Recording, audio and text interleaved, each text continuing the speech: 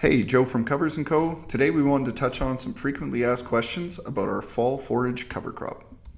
So the key with the fall forage cover crop is getting good establishment. So the ideal fits for this crop are sown into a terminated perennial hay stand, sowing after a silage harvest. So, silage harvest happens third week in July, getting that crop in August, or sowing after an early seeded cash crop, example peas. Ideally, what happens is we get early establishment, good moisture. That crop can produce enough biomass to protect that crown going into winter. So we get good overwintering and therefore lots of potential on the crop the following year.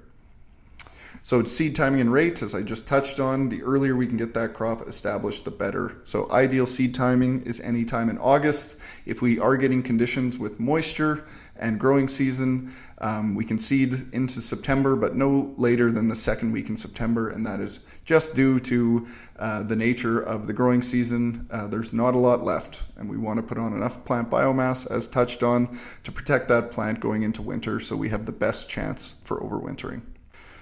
So as far as nitrogen fertilizer, the blends are designed in mind with hairy vetch and red clover to produce enough nitrogen to take that crop to max biomass potential. Now, in that event that we get good overwintering, we want to have appropriate rhizobium bacteria to turn that atmospheric nitrogen into plant available nitrogen. That's why we use the Ender inoculant, which is a multi-species rhizobium. If in the event the crop does see some winter kill in the legumes, probably some synthetic fertilizer to get that crop to max biomass potential is a good idea. So when should you harvest? So if harvesting for winter forage, whether that be hay or silage, it's going to depend on spring moisture, but that crop usually hits maximum plant biomass late June, early July. Any later than the start of July, we start compromising feed palatability. So more ons, higher lignin in the stock. If we can take that crop, mid to end of June is probably the most palatable. Maximum plant biomass is likely early July, but really being cognizant of the feed quality when harvesting that crop. Another palatable option that farms really like, and the flexibility with this crop, is a grazing option. So ideal grazing is really any time we get through winter and that crop greens up and is growing. So May, a really nice time for grazing. One advantage of grazing over something like winter forage is that crop can be harvested with the livestock, and the second crop, we call double cropping, can be put in a more ideal time being end of May, early June, and that crop now has more moisture to work with and more growing season to work with as well. The plant species in the blend, so the highest percentage plant species is winter triticale. So triticale's got a higher palatability than fall rye. It's got a higher overwinter capability than winter wheat, which also is in the blend at about 30%. So same with winter wheat. We're trying to get more diversity, higher protein, and more palatability than something like fall rye, which again, we also have in the blend as a lower percentage.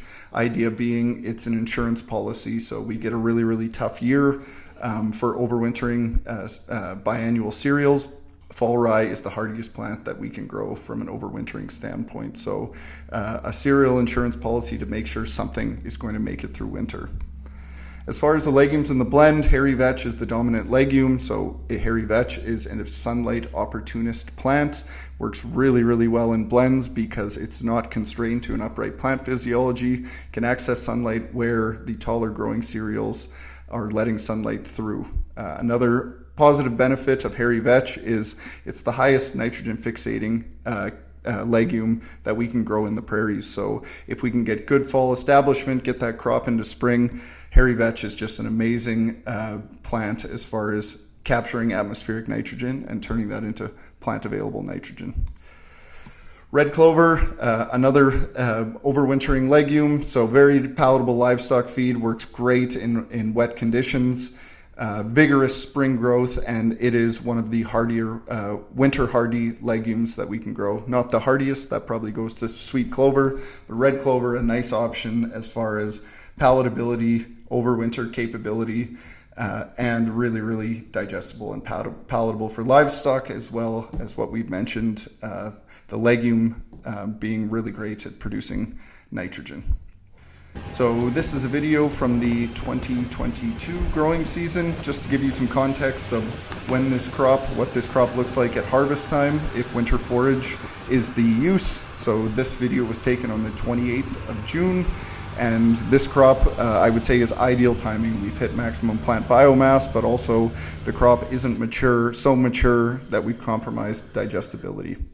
So once that crop is harvested, it's late June or early July.